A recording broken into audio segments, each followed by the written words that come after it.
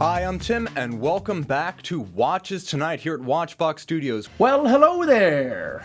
Welcome back to Watchbox Studios. This is the trading desk. You're looking right at it. Enrico S. asks, what has been the biggest watch industry mistake of 2018 so far? Was it product, person, marketing campaign, or strategy, or any of the above? Okay, Enrico, good question. I did my best and worst of 2018 so far, but we can definitely pull some highlights and maybe revisit some that deserved to be mentioned but weren't. Okay, first, the easy ones.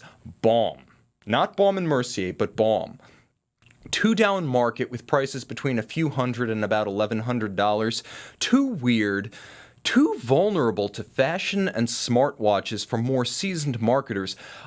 A watch that costs a few $100 with a quartz movement that's not serviceable, and frankly, isn't a Baume Mercier, it's a sort of half-breed. That's just the wrong watch for the moment, and it's exactly the kind of Swiss watch that has been eaten up by the Apple Watch in recent years. The wrong product at the wrong time. I think entry-level luxury needs to be exactly that, entry-level, but luxury. This, given its price range and marketing, really isn't.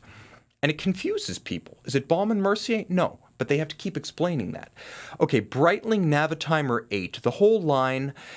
It's not that they didn't look like the classic Navitimer. Some people object to that. I don't have a problem with it. Historically, there have been a lot of Navitimers that look nothing like the circular slide-ruled model we know. The problem is that, and that's perfectly excusable if the models are sensational. They don't have to look like classical Navitimers. It's that these felt calculated to offend no one, but neither did they really thrill. Nobody in New York, when I went to the US debut, seemed to react with the breathless, gotta-have-it excitement that marks a hit, and Breitling can't put that genie back in the bottle for a do-over. New management gets only one first impression, and this was the choice. Again, sound watches, but they didn't need sound watches. They needed screaming sound barrier breakers roaring onto the market with vision, vitality, and energy. I didn't sense a whole lot of energy, collector or journalist, behind this new line. That said, I remain open-minded. I think Breitling's best for this year is actually going to come in the tail end around the fall season, so stay tuned. Okay, I sensed no passion, but I'm going to give them a mulligan. There's still the rest of 2018 to date. What we were talking about is it's interesting seeing how a lot of the brands, so many brands are doing well, but they're doing it quite differently. So you have Patek and Rolex, who are both absolutely killing it right now. They're seen as like the kings of the industry, right? And they're doing it all through their partners. So, super loyal to their dealer network. They don't do any, boutique-only watches, right. Sell them for anything like through do a Hodinkee special or do like an e-exclusive or something like that. Sounds like you're calling somebody out there. No. They just sell every watch, including like the new Pepsi that just came out and stuff like that. It goes straight to the retailer first, not sold at the boutiques initially. And then you have a brand like AP that is also doing incredibly well, and they're doing the complete opposite. Yeah. They're closing retailers left and right. Their distribution, they're getting down to like less than 10 retailers in the United States. It's crazy. I mean, how many did they have? 2 years ago, roughly? I think they had 40 doors as recently as six months ago. Wow. I mean, a year ago, they had 40 doors, including their boutiques. 75% of their dealer network in the U.S., it seems like, is closing. Correct. Wow. They're going more and you would think that if somebody who was not involved in this would think, oh, well, they must be doing terrible. They're closing all these deals. Right. They can't sell these watches. It's the total opposite of that. Right. So they're growing with the same amount of watches. And how do you do that? You take a bigger piece of the pie yourself. Yeah. So same amount of inventory. They lock that in, 40,000 watches a year for 5 years. And they're just making more money themselves off their 40,000 watches. How do you do that? You sell more direct to the consumer, which they're taking great pride in. You reduce wholesale margin to your, to your dealers, and there's different ways to do it. Right. But it's interesting because they're distributing their product entirely on the opposite sides of the spectrum. Right. Yet they're both doing incredibly well. Incredibly well. So part of it is certainly due to an upmarket, right? Absolutely. So I think we'll see once things kind of normalize, or even there's a downturn, we'll see really, because that's when you really make your money, or make your business at least, is when it gets tough. And it's going to happen at some point. It will. So it'll be interesting to see, which brands are better suited to, go through a tough time. Yeah, and we'll see. But even more than those three top brands, because those are the ones we always talk about. If you watch our show every week, you know that we always talk about the three brands that hold the most value in regards to their retail are going to be Patek Philippe, Audemars Piguet, and Rolex, and not even in that order, right? So once you get away from those brands, we talk about a lot of times like value plays. So you have Glashütte, you have Zenith, both part of larger conglomerates, brands, Swatch right? Group and LVMH, respectively. That's right. Exactly. So, I mean, how are those guys doing, and what do you see them doing? So it's interesting what the groups are doing. I think that they're all trying to figure it out now. And one thing that all the brands have recognized that is not going away is pre-owned. Yeah. So you have Richemont, buying Watchfinder, which is a a pre-owned platform solely based out of the UK. Do they try and scale that in some way, shape, or form? You would assume so. Ultimately, I wouldn't be surprised if that's the case. Yeah. AP has been outspoken about trying to get into pre-owned. Well, they're going to be opening their own physical stores to sell pre-owned, from what I hear. Those are rumors. That's what they're saying. Yeah. But it's very difficult. It's not like you just get into pre-owned. I mean, you and I know that, but there are a lot of barriers to entry. Yes. You need a lot of capital. Well, let's start a business 100 years ago. No, that's for us. That's the joke. But yeah, you need a lot of capital because cash flow is the number one issue for dealers, pre-owned dealers in this industry, right? Cash flow is number Absolutely. one. That's what we see when we go to all dealer shows. These guys are looking to move these watches a lot of times at no profit because they need to keep turning that inventory and having more money to buy more inventory. So cash flow is the number one issue. Then you need a value add. And the value add that we have watchmakers on site. Right. Authorized, whether it be Patek Philippe were authorized, Rolex, Omega. Richemont. Mike Michaels just went away to Panerai and JLC. Right. He just got his IWC as well, certificate for them. So when we get a watch, we take great pride in making it better and better condition after it goes through our inspection process or whatever we need to do to clean it up, whether it be have it serviced or replace a strap, polish it if need be, and then we stand behind our watches with a 15-month warranty. So, I think that's a lot different. And it's actually a serviceable warranty. There's a lot of people, you can have an 8-year warranty, but if you can't stand behind that warranty with factory parts or with, skilled watchmakers, then it's worth it. Yeah, what's it mean? Right, exactly. So here's where the industry fell short. Beyond the obvious ones, Baume Mercier Clifton Club Indian Burt Munro Tribute. This is a very unusual looking watch, and it is a very idiosyncratic watch. When you have a product that's this quirky, you need a first-class marketing effort to educate and explain to your customer base why they want this and why it's cool, because it does not translate without a backstory. And I don't feel like Baume Mercier did that. So they need a compelling story to make sense of the watch and inspire customers to buy. But when was the last time you had any direct social media or word-of-mouth contact with Baume Mercier? For the most part, I think all of our answer is going to be never or not recently. The Baumatic chronometer was epic with its 5-day movement. That was very cool. This, I sense a misfire. Okay, FP Journe Monopusher Rattrapant. Now, the movement alone, the FP Journe Monopusher Rattrapant, part of the line Sports Series, the movement alone was worth the price of admission. And with a date and conventional chronograph registers, this is a more usable chronograph than the Sontograph. It's the usable FP Journe chronograph that has been missing in action since the Octachrono bowed out in 2007.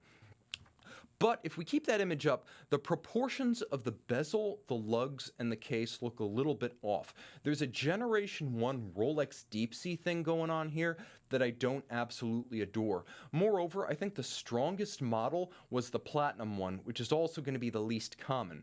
So I'm going to reserve my judgment until I have one in the studio for review, but so far I'm kind of detecting a little bit of a rare misfire by FP Journe here. Now, the thing might prove me wrong. It might gain a lot of momentum down the line, but I'm sensing it's going to be the next Octa Divine, the one that never quite finds a constituency. Zenith at Basel World 2018. A bit of a misfire here.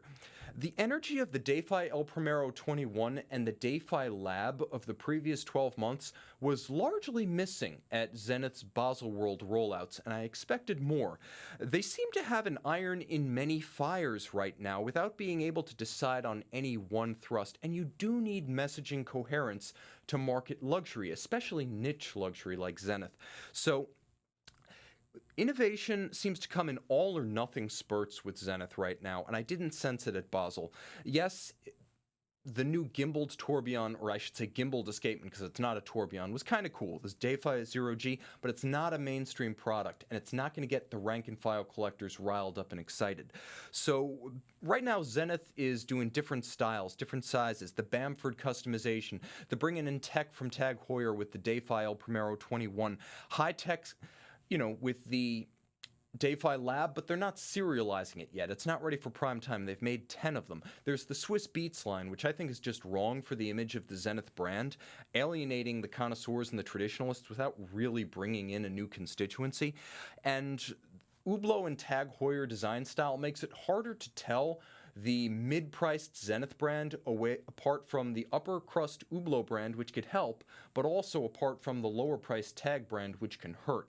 Brand identity and innovation kind of stalled at Zenith right now, and I didn't sense any help from the Baselworld collections, which just kind of moved pieces around the plate like a kid who doesn't want to eat his dinner. So, well, I think what you're getting at is that, as the market tightens up and all these brands get into pre-owned, you're going to see the level of pre-owned watches, like the standard condition and actually having to warranty these things, all these things are going to go up, right? Because it's going to become more competitive. Absolutely. I think that what we're seeing now is, I don't know if more watches are going to be sold on a year-to-year basis than they are right now, in the sense that these watches aren't thrown away. They're meant to last for hundreds of years. So whereas a guy may have a budget to buy 3 watches a year and he used to buy 3 new watches, maybe now he's buying 2 pre-owned watches and 1 new watch. Yeah. So well, the brands want to get into it, just like pre-owned cars, obviously a much smaller scale, but you can assume that the level and the baseline standard for pre-owned cars is much higher than it was, say, 50 years ago, right? Before, when the brand didn't recognize that. When they get into it and they can service, they can warranty, and they have the infrastructure, that's gonna bring the entire market up. And that's going to be, I think that even when the market hits a downturn, I think that's going to be a lasting. It's going to be a lasting part of the market. They're never going to back out of that pre-owned, in my opinion. Right. Now, if you were to go to an Aston Martin dealer or a Mercedes dealer and you wanted to trade your Porsche, sure, they would take it. Oh, yeah. Now, if you go to any boutique, monobrand boutique, they're not taking a trade from another brand. But No. I do think that that's going to happen sooner rather than later. Sure. I think you're going to see, the IWC boutique in New York or the AP boutique taking in a Rolex. Mm-hmm. I think everyone will start with Rolex because the market is defined better than any other brand. Mm-hmm. So I believe that 90% of Watchfinder's business is Rolex, in fact. I know that when I first found out about them in the packs, it was really only Rolex what they had. Right. And those are, again, so like if we're gonna peek behind the curtain, when I go to those dealer shows, 90% of the inventory in the room is Rolex, and they're all trading at $500 here, right, $100 here, $50 here. It's just they're just moving that inventory because it's such a solid market. So it makes sense to do it that way. But I might disagree with you though. I think that the brands that understand it, and like how AP did, right? They started taking trade-ins in their 2 company-owned boutiques in New York and in Bal Harbour. In Miami, they were only taking Audemars because number one, they can identify those watches. I think that's an issue. Without proper training, even from a baseline, without proper training, the boutique staff not going to be able to always identify a fake Rolex or a fake Panerai or something like that. So that's something that has to be taken into account. So they can identify their watches. They even have, a lot of times like pseudo watchmakers or like low-level watchmakers in the store, change straps and things like that. They can look at the watch and tell what it is, number one. But number 2, like you said, they can service those watches. They understand those watches, and they can speak to the customers about those watches as well. And that was one thing that Audemars did initially. They didn't want to take any other watches in trade. They only want to take their own watches towards new watches. I think they are going to be the first somewhat of a larger brand that is going to start taking in other watches. In fact, when I went there and helped them set up their pre-owned program, that was one of the topics that eventually they were going to have to start taking in other brands. It's delicate, because all these brands have somewhat respect for each other too. So if a watch doesn't hold as much value, so if somebody walks into the AP boutique with a gold Breitling, might be a little tough. It's a hard conversation to have, and you don't want to trash another brand as well, another Swiss brand that you're going to see at an expo or so, and it's a small industry, so everybody kind of knows each other as well. So that's going to be something tough to stay civil and take in brand watches from other brands. Yeah, I mean, That's it's definitely going to be rough. difficult for him. But I mean, I think, an AP would love if a guy comes in with a Patek Nautilus and says, "Hey, I want to trade my Patek for an AP," and getting into an AP. They would love that. That's but they easy. don't have the infrastructure yet to do that. They would have to go through a third party or whatnot, which they can have relationships to do that. Okay, and finally, no humor. The Moser Swiss Icons watch was an obvious joke. It was an obvious joke. This was not supposed to be taken literally. The problem is the backlash was as predictable as it was pathetic. Insecurity and a total incapacity for self-deprecating irony led to tension where none needed to exist. Everyone should have gotten a chuckle out of this. There should have been more of a tendency to take this in stride by blue-chip powers with nothing to fear and no reputations at stake, and unfortunately that's not what happened. There was a lot of ill will and bad blood, and frankly, everyone should have just laughed and gone on with their business. This was a misfire, but not by Moser. Moser, you guys are still tops. Swiss watch industry, grow a sense of humor. Okay, finally, this would almost be a misfire, but they admitted their mistake. Audemars Piguet, all Royal Oaks for the year. Not a problem, because AP announced right up front during their press conference at SIHH, this year is about the Royal Oak. Next year, the Jules Audemars line is either gone or completely redesigned. We know that needs to be addressed. So they know there's a problem. I'm not going to ding them for it. Let them have one more good year with the Royal Oaks, but you really do have to round out the catalog, AP, and we're going to revisit this in a moment.